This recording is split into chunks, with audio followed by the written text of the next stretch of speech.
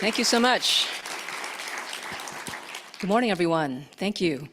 I'd like to also thank Micron for hosting this event in partnership with the STEM Opportunity Alliance and with the National Science Foundation to engage leaders from higher education and industry to advance equity in science, technology, engineering, mathematics, and medicine.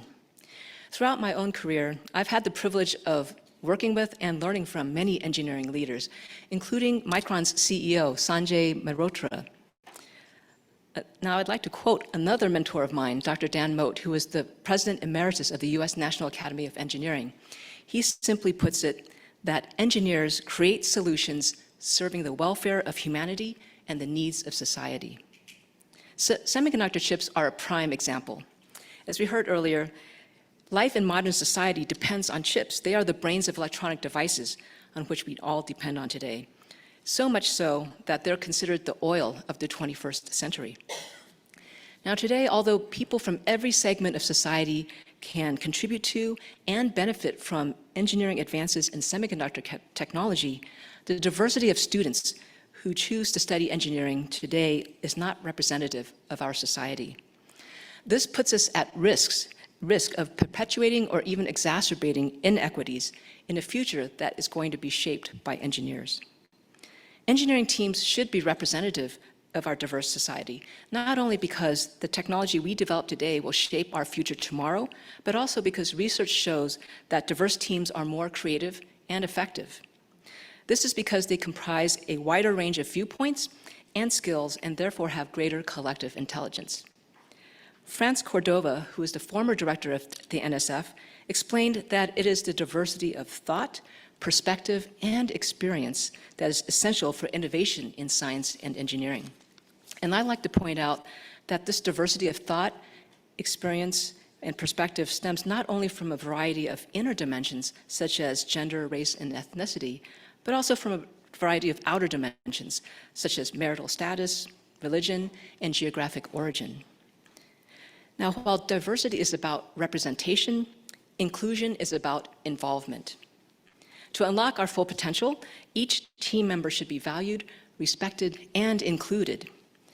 Individuals need to have a sense of purpose and belongingness in order to thrive within an organization.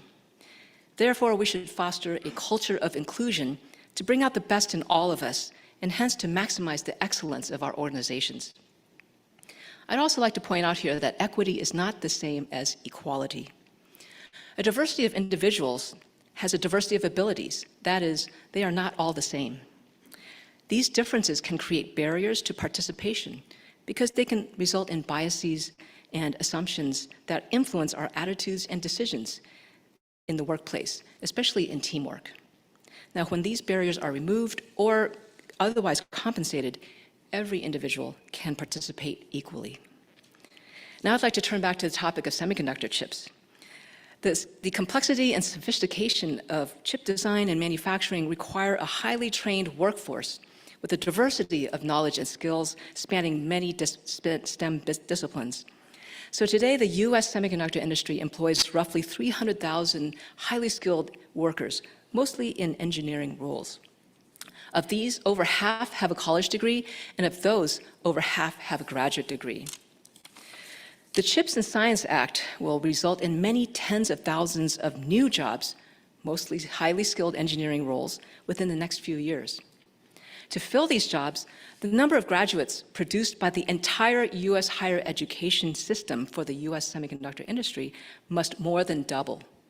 This is why the US Secretary of Commerce recently called on colleges and universities to triple the number of graduates in semiconductor-related fields.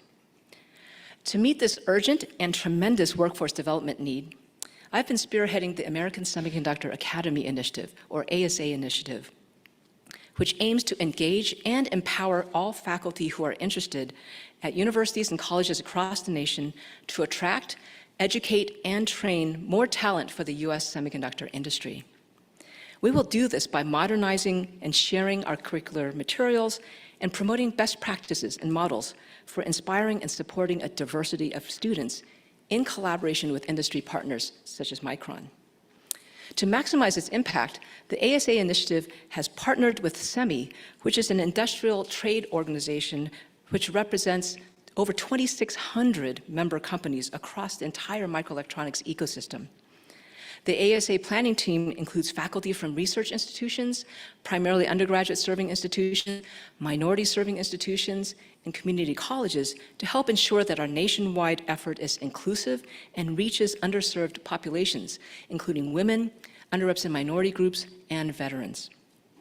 Micron has been an exemplary partner for the ASA initiative, for which I'm truly grateful. We welcome all stakeholders to join us. By working together, we can meet the urgent and growing workforce need for the U.S. semiconductor industry to sustain our nation's economic growth and competitiveness, and increase opportunity and quality of life for all. Thank you.